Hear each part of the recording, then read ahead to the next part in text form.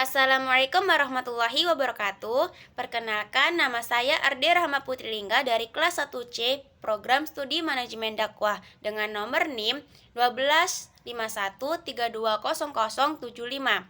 Di sini saya akan mempresentasikan tugas ilmu komunikasi yang diampu langsung oleh Pak Fahrudin dengan judul Komunikasi Persuasif. Komunikasi persuasif merupakan proses penyampaian pesan yang bertujuan untuk memengaruhi sikap, pemikiran, dan perilaku orang lain agar sesuai dengan harapan komunikator, namun dengan cara yang meyakinkan, bukan memaksa.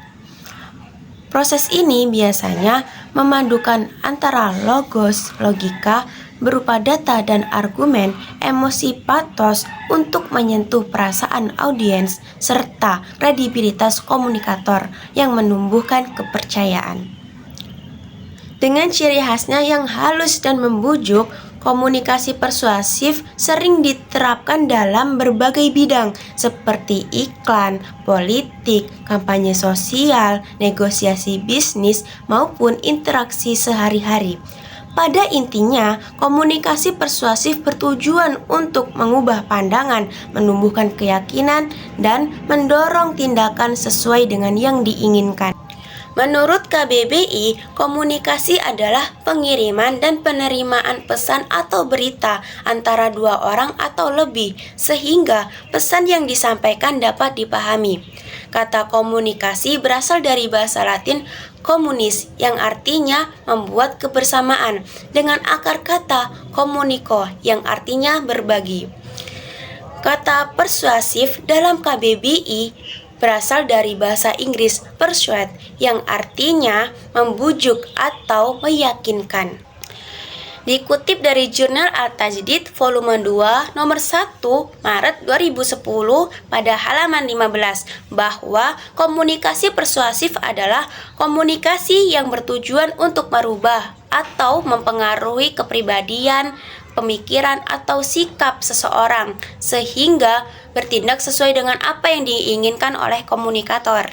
Dalam Journal of Communication and Broadcasting, komunikasi persuasif diartikan sebagai usaha sadar dalam merubah pikiran dan tindakan dalam memanipulasi motif ke arah tujuan yang telah ditentukan.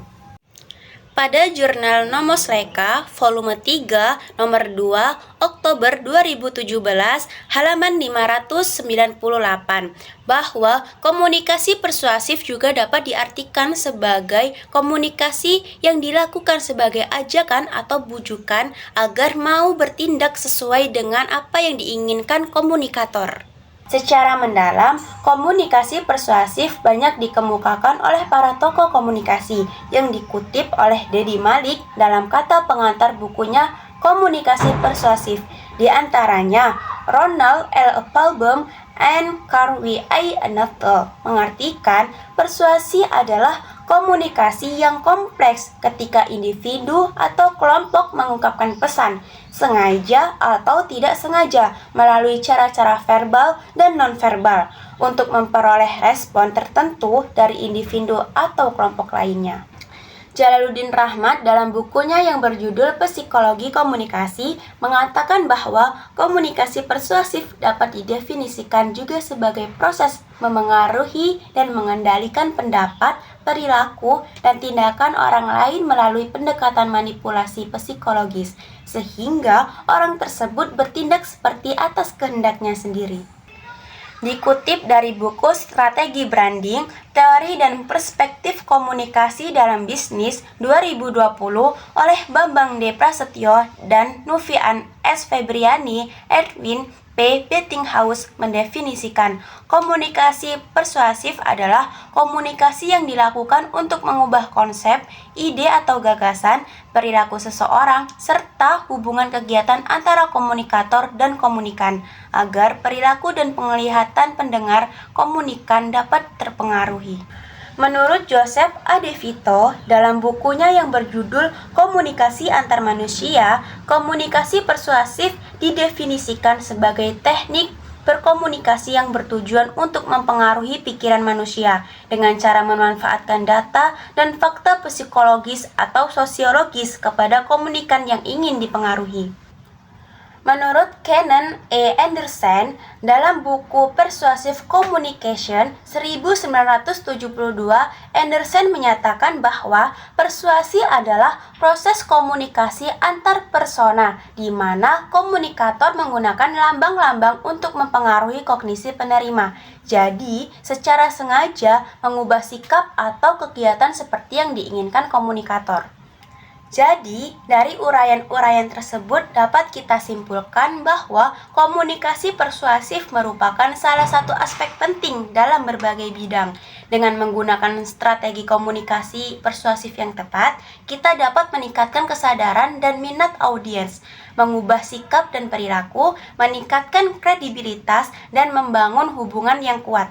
Oleh karena itu, penting untuk memahami dan menguasai teknik komunikasi persuasif untuk mencapai tujuan kita. Kalau untuk contoh, kita ambil dari iklan televisi.